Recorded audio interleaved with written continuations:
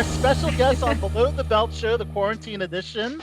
We have actor extraordinaire Madison Smith joining us. Madison, good to have you back for the second time on Below the Belt Show. This is a little new format we're doing with the whole pandemic, quarantine business, but good to have you on BTB. Thanks so much for having me, guys. I'm excited to be here, and yeah, I mean, it looks like you're in space, so that's always good. Yeah. And like you're like in a photo booth, right? this is where I film self tapes now. So Nice. basically, Oh, nice. I was about to say that it's a very self-taped cue of a curtain I noticed there. I usually have it separate, like in a different spot, but I felt a little embarrassed of all the superhero stuff I had behind me. I was like, that's okay. maybe you should totally show the superhero stuff. Don't get me wrong. It was like I very much am proud of it. It's just one of those things that becomes a little distracting. Okay. If I could explain my wall, I have a real drawing of Superman. I have two puzzles. Oh my God! I You together. have to show it now. Okay. Well, I'm all excited. The problem is where everything else is because it's really a mess. But let's just show. So that's my that's wall. really Yes. Wow. You got your Captain America shield too. I love it. Yeah, So we that's are a big nerd backpack. on this show, so we're happy to see that. So Course, I guess that's a before we backpack, get actually, just so you know. so Awesome. it must have been a dream come true to get that role on Supergirl then. Obviously, because you're such a fan of the comic book genre.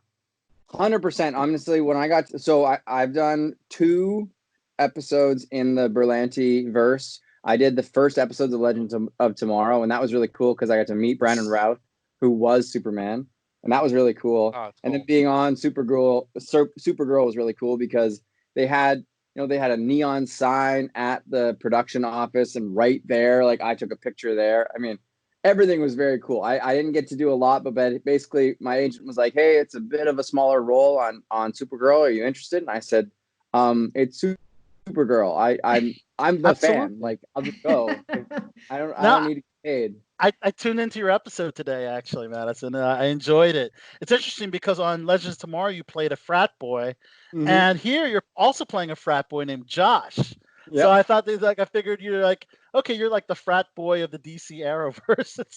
So I remember I was on Legends of Tomorrow when I was there, and I talked to the creator of the show, and I was like, "Hey, so obviously, this is a time travel show, and we die.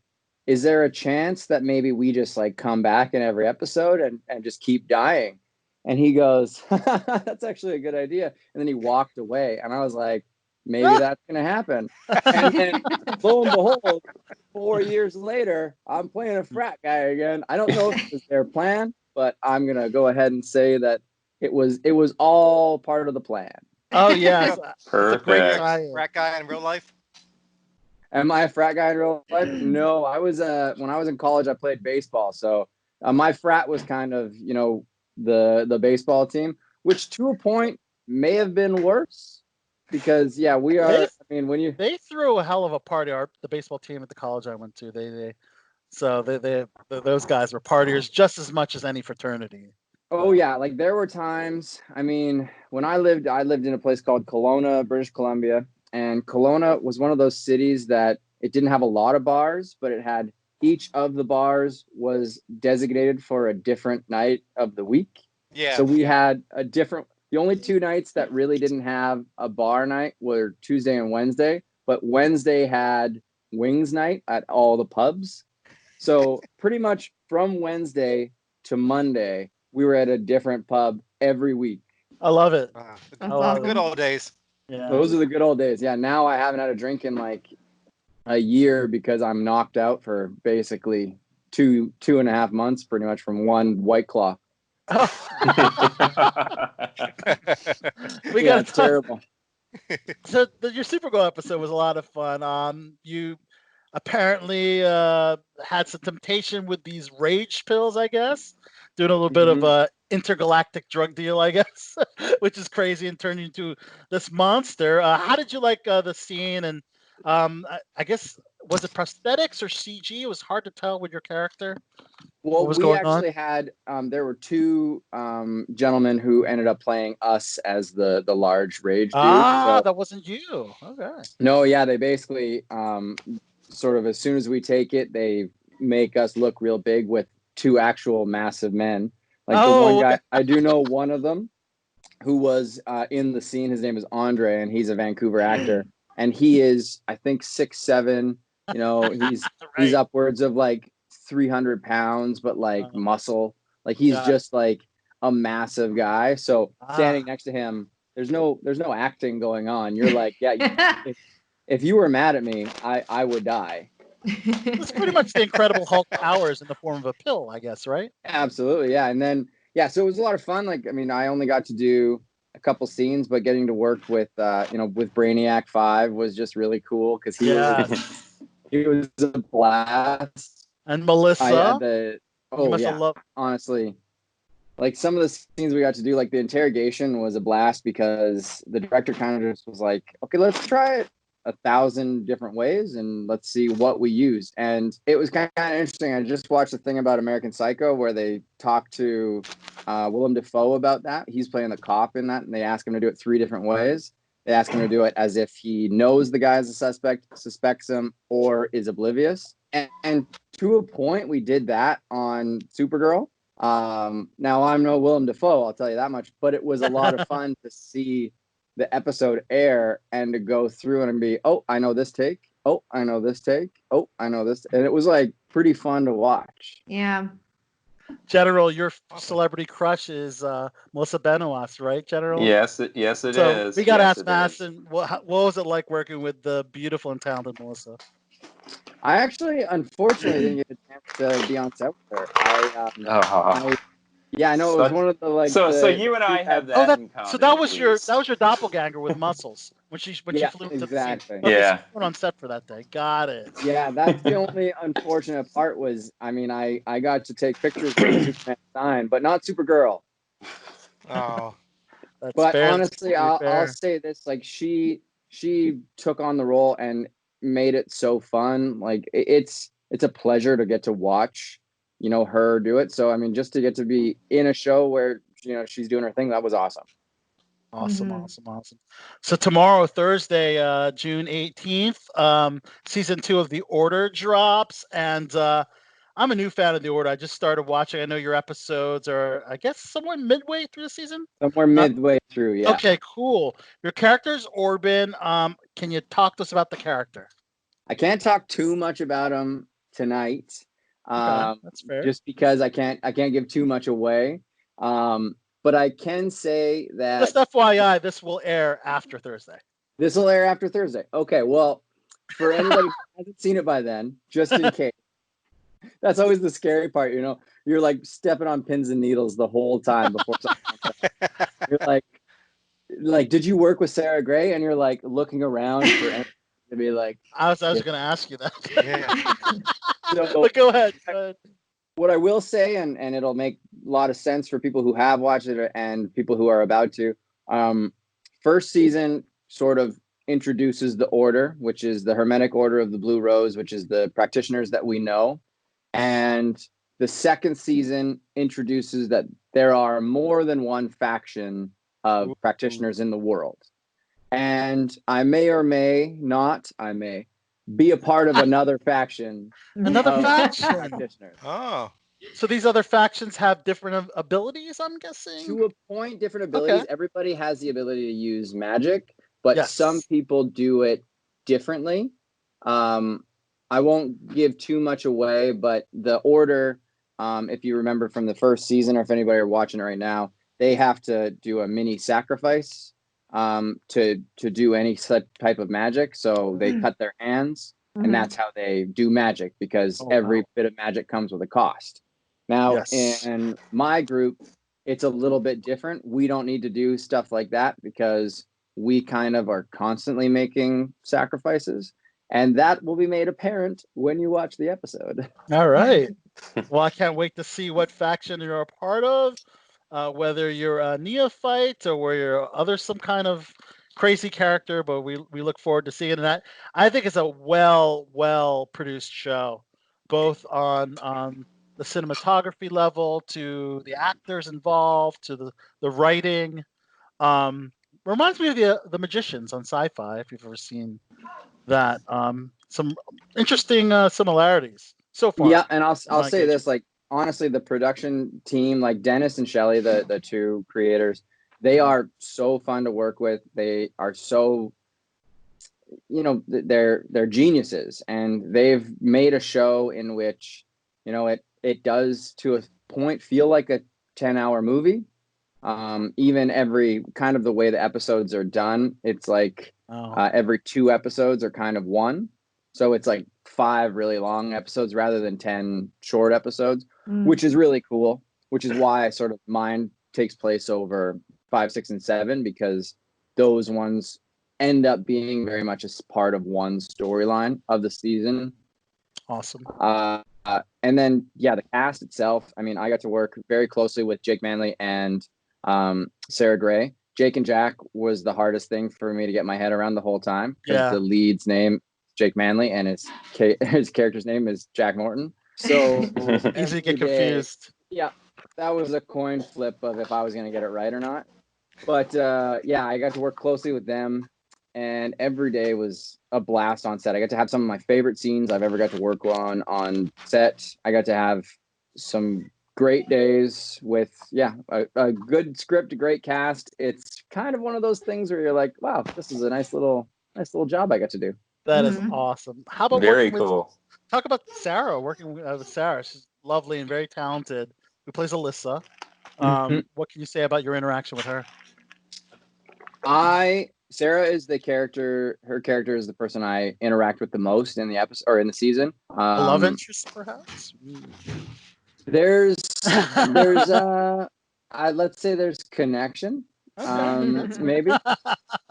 Nice. So I got to work really closely with Sarah Gray, and you know, from sort of day one, you know, we have this scene where we're driving in a truck, and it's a big truck, and we're kind of off-roading, and you know, it's our first scene. We're not really we haven't really met each other. It's kind of like I'm in the truck driving, and then she gets in from makeup, and that's our sort of, hello, I'm Madison. And she's like, hi, I'm Sarah, because that's her name.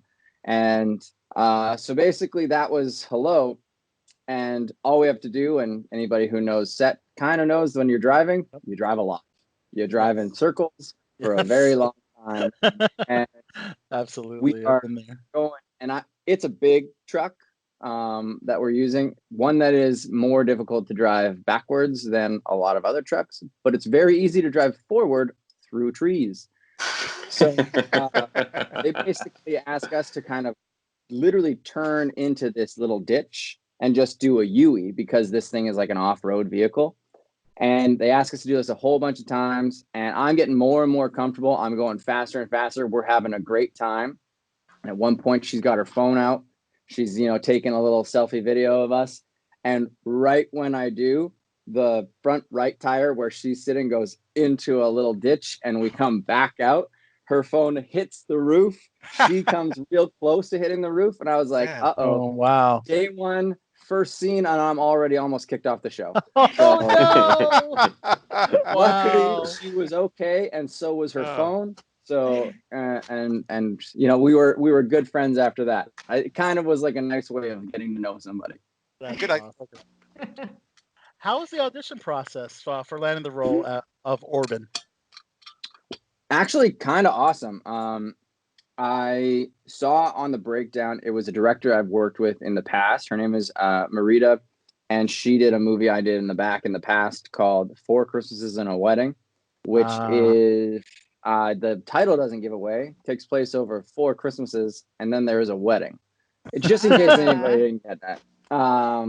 So I got to work with her, and then I saw she was the director of these episodes, and I was very excited. So I get there and I see her, she comes on in, and give her a big hug, pre-COVID time, so that was okay. Of course. Yeah. And then I did the scene. She seemed really happy. And then, you know, I went home. Then we got callback sides for a different day. Now, when I got the callback sides, I felt really good about my first audition. Callback sides were sent to us at 10 a.m. and the audition was at 4 o'clock the same day. So I had 6 hours, and it was a 4-page scene with only dialogue. So I had Crunch 6 time. Crunch hours time. to just memorize these. I basically did nothing else for the rest of the day. I think I may have eaten like a Cliff Bar at some point, but otherwise, all I was doing was got to get those memorize. lines down, man. No doubt. Exactly. Man. And it paid off.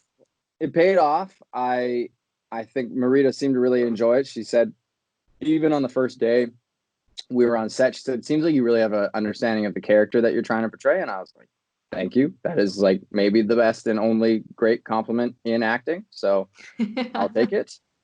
But yeah, and then it was just from that sort of first callback on, it felt like a real nice collaboration of the character and what I saw it being, plus like what it was. It every time felt like we were doing it together. Like I was on the right track, and Marita would then just adjust little things, which is to a point the best feeling on set, because you feel like you're on the right track. Sometimes you may have a different understanding of the character or the story and you need to adjust, and that can give you that little pitter patter in your chest. You can go like, uh-oh, are they going to fire me? I mean, I've already been in 4 days, but they can just cut that out.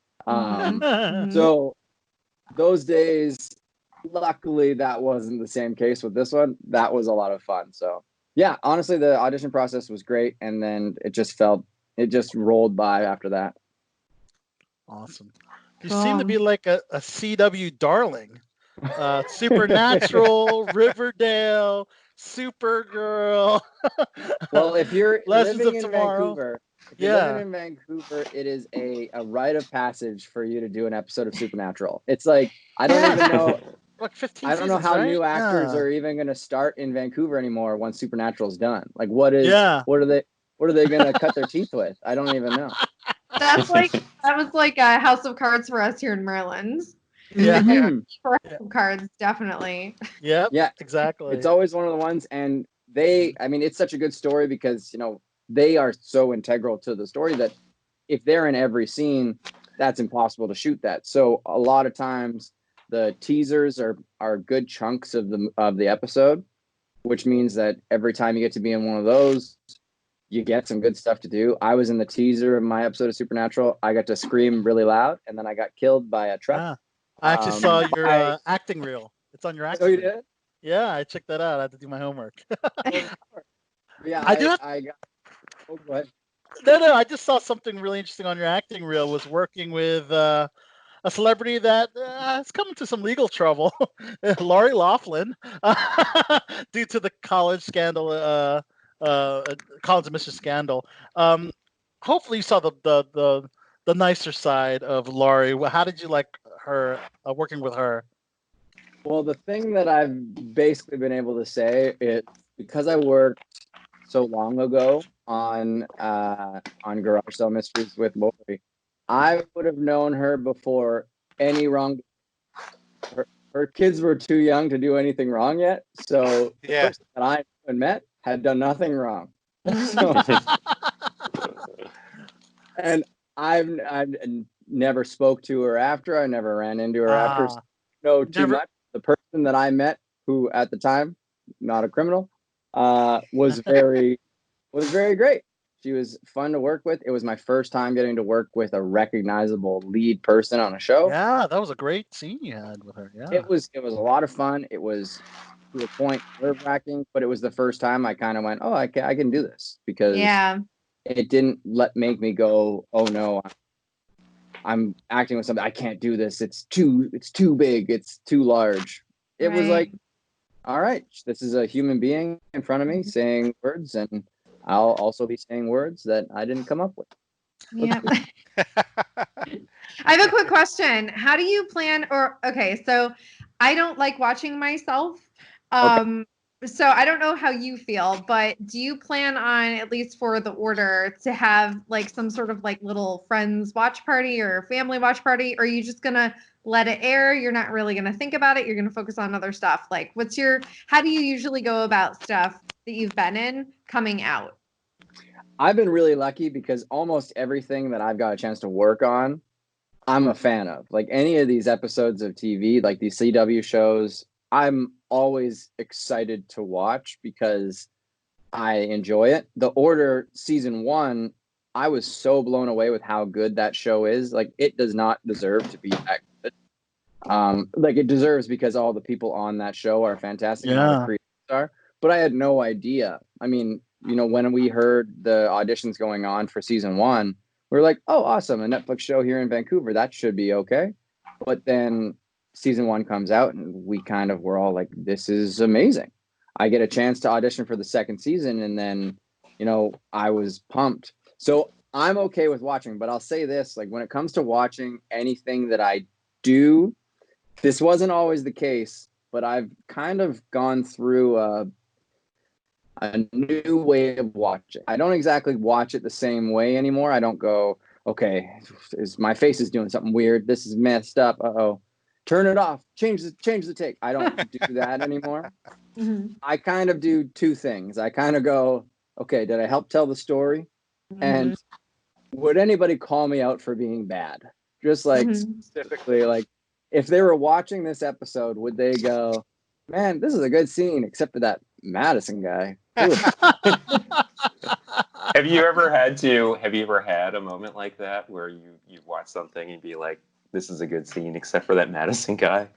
It hasn't been a case in which that has happened, luckily, I think, because the other thing that you always have to know as an actor is the only reason they move on is because they got what they wanted.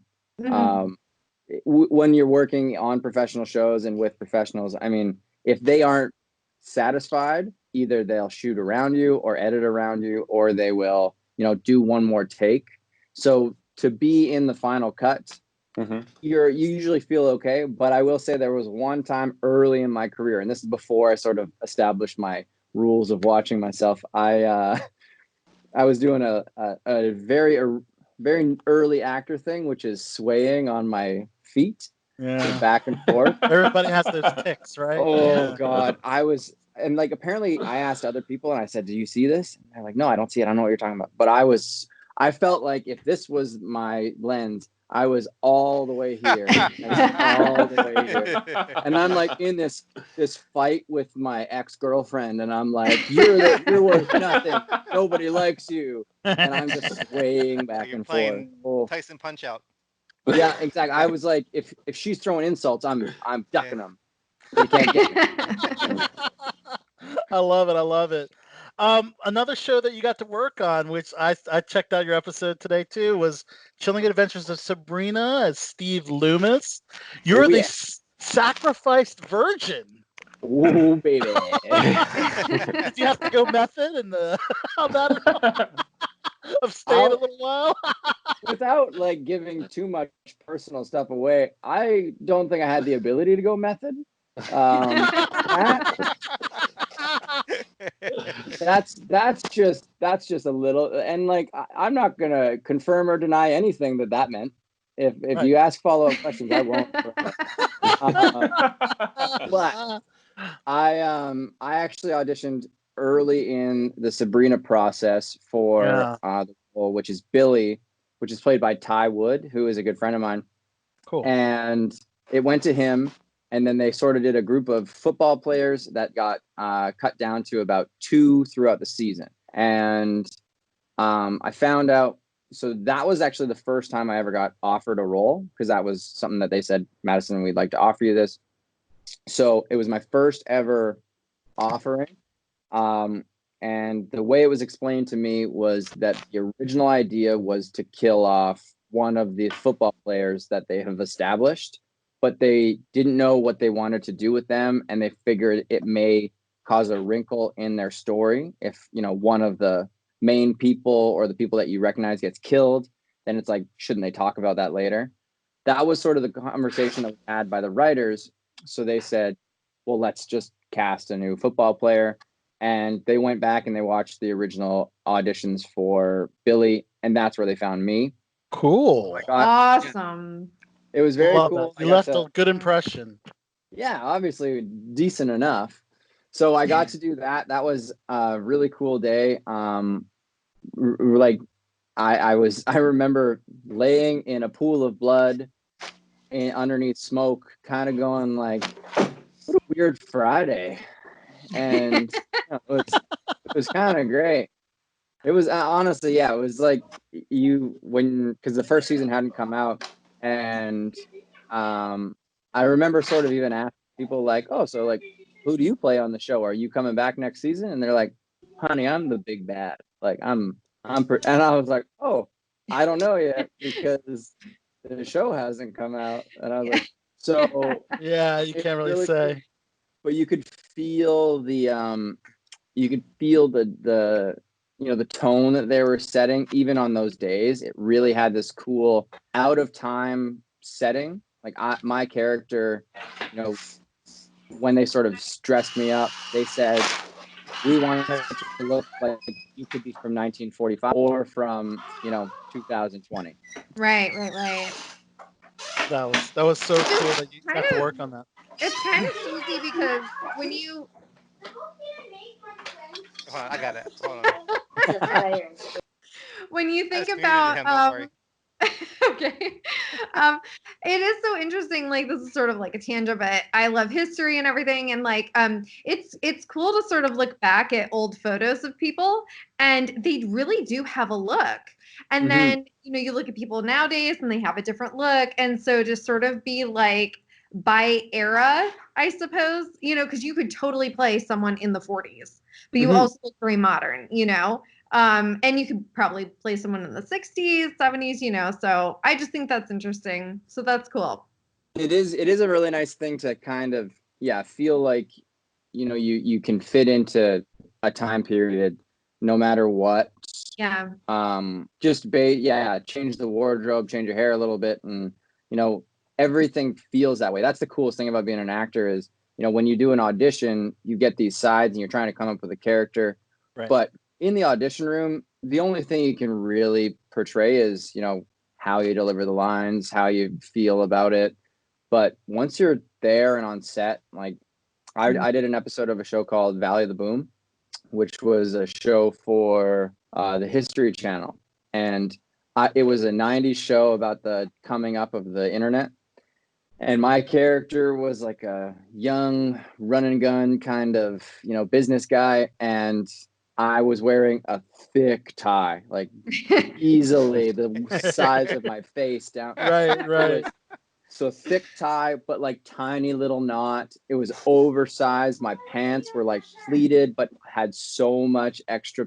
And I was like, yeah, I don't even have a cell phone anymore because I didn't have one in the 90s. I remember. I love it. That's Do you awesome. do you ever get mistaken for any other actors when you're out and about? I wish. How cool would that be? I mean, if someone For came up me, to you and was, you look a lot like the Michael Carbonaro. He's a magician that does like that prank show. yeah, I know who you're talking about, the Carbonaro effect. Yes. I haven't got that yet. Okay. The one I get the most, and I always hate saying it out loud for actual people, but is because it's like sounds so conceited. You're like, I look like Ian Somerhalder, and I'm like, but when people tell me, I'm like, thank you for the compliment because I think he's very handsome, and if you think he is very handsome and you think I look like him, I'm gonna put two and two together. Exactly. And you're gonna say I'm very handsome. Thank you. Now I'm not saying that I'm very handsome, but I'm saying that person probably thought I was handsome. Awesome. What I think is cool because you mentioned being friends with a lot of your fellow Vancouver-based actors. Looks like you wrote a film called Color Rose, and two of the actresses have been on our show. We just had Alicia Rotaru on a couple weeks ago, and Natalie and Malika we had on last year. Tell us about working with those two ladies who are awesome, by the way, and also being the writer of this project because didn't know that you had some writing skills. One of the things that I've always I think being an actor, I wanted to do it because of how much I love TV and film. Like it is honest. And for any actors who come on and say this, all power to you. But when actors tell me that they don't watch TV, I kind of go, I don't get you. I don't understand you. I know someone like that. Yes. And like even Vanessa, your question when it was like, do I watch myself? Like, yeah, I do. Like I want to see and I want to improve. from this time to the next time. Definitely. As where the people who kind of like treat it like it's a job. I mean, this isn't a job. This is a fantasy. This is the greatest thing. And then, so growing up, you know, when I was playing baseball and hockey, I always dreamed of, you know, I always wanted to be like playing the major leagues during the summer and then do a movie in the winter. That is a far cry from being able to happen, but that was the dream. Yeah. I remember I watched so much TV, I watched so many movies, and I got a feel for how scripts go. I got a feel for, you know, why Disney is so loved. I mean, Disney is so good, and the next time you watch a Disney movie, understand that the reason it's so good is because a character in the first 10 minutes will tell you exactly what they want, and at the end of the movie, when they get, you feel this sense of happiness because from the beginning you knew their goal, you knew their objective, and you knew what it was that they wanted. And when they say it, watch Hercules again, which, by the way, if you guys want to start some kind of campaign for me to be Hercules in the live action with the Russos, if that wants to start here, that's cool. All right. And only if it's organic. Only if it's organic. Like, yeah. I can see it. you just don't need to do it, but like, go ahead if that's how you feel. That's what I'll say. It's like, I love it. I'll push that. But when you watch the cartoon, when he meets Phil, Danny DeVito's character, the satyr, he says that, you know, he wants to have train somebody when the gods put a picture of him in the stars, and he wants somebody to say, "That's Phil's boy." And at the very end, spoiler alert, the gods draw a picture of Hercules in the sky, and someone says, "That's Phil's boy," and Phil cries, and so do I. I cry very quickly every time. And it's coming. And it's gone to a point in which my fiance will watch me watch movies, knowing that there's a point in which I'm going to cry. So that's a weird tangent as to kind of how I got into writing. But then when it came to The Color Rose, I'm friends with the director, the executive producer, and the co-writer. Her name's Courtney Page, and she's one of those like go-getters who, you know, one of like the greatest stories about her is one time she said, "You know what we should try sometime is stand-up comedy." And because she's such a go-getter, you just say like, "Yeah, that sounds great." That night, I was on stage doing stand-up comedy. Cool. I had never written or planned for it, but I did it. And this is another little weird tangent. You know that joke when someone says a joke and no one laughs, and someone says like, "Is this on?" I did that by accident because no one laughed at my joke, and I legit thought the mic wasn't on. I just wasn't funny. So that was But so fast forward, she's writing this movie, and she sends me a script, and she says, "Hey, I kind of want you to play the deputy." So I originally and up until, unfortunately, like a week before, I had to pull out of my character because I got another role that conflicted on a Hallmark movie in town. Which ironically enough, like I got nominated for a Leo Award, which is a BC Film Award for writing, and I got nominated for the acting for the same weekend. So it was a good weekend. I was basically one good weekend of my whole year, and I got 2 nominations out of it. So that was good. That is awesome. But so she sends me this, and she says, "Hey, I'd like you to play the deputy." And sometimes when you read a script with a character in mind, you pay attention to that person a little bit more. And I noticed a little hole in the script, and I said, "Hey, you know, it seems like the girls go with the deputy, and then the deputy is just not there anymore." And she said, "Oh, that's a good catch." So she sort of, you know, fixed it, sent me a couple more drafts, and then she came to me with an issue, and she said, "Hey, our financier wants the bad guy to be somebody else. They want it to be this character, and I'm trying to figure out how to do it." So like I said, I came into it, it was already a full script, and I kind of said, "Okay, well, give me the night, and I'm going to see if I can come up with anything." I drove home, I kind of was racking my brain, and I was like, "Okay, I think I have an idea." could do this. This person could also be this, even though they're that. I can't give too much away because the movie's still to be released. And it's still to be released. Awesome. Still to be released. Yeah, it's gone to a couple festivals, but it just got distribution, which is very exciting. But yeah, I sent well, her we my, love Alicia Rotario, so we yeah. definitely got to. She's fantastic in it. Alex Ponovic is great. All the girls that play the Sins are amazing. But yeah, so I kind of got asked, hey, do you want to just help write it? So we kind of didn't start from scratch, but we. So you're kind of like Josh Whedon, the Zack Snyder aspect of that script. A little bit, yeah. Where it was already it already had a beginning and an end, exactly. And I needed to find little holes. I was a hole filler, kind of. Was the big way of putting it. So yeah, that's how I got involved, and it was a blast. And I mean, I look forward to getting a chance to do the same with Courtney again, and hopefully this time be able to act in one. Awesome. Wow, guys, that was Madison Smith, an amazing actor. Thank you so much. That was yay. So we loved having you on for the second time on BTB. And before we let you go, Madison, if you could do a little promo, let us know who you are, throw out a little plug for the order, and let us know you're on Below the Belt. Perfect. Guys, this is Madison Smith. I'm on Below the Belt. You can find me on Instagram and Twitter at MaddoSmith21. I played hockey as a kid, so everybody had an O at the end of their name. So MaddoSmith21. And June 18th, so when this comes out, it'll already be out there. So just turn on Netflix and watch The Order Season 2.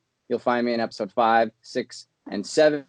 And it's a show about college where people do magic, and there might be some werewolves, and I might do a little bit of magic. Awesome. Maddo. Great. Maddo, that's a cool nickname. Maddo, thanks so much for thanks so much for having me, guys. Show. Thank You're you. Awesome. Nice to meet you. Take care, guys. Have a good one. Awesome. Bye. See ya.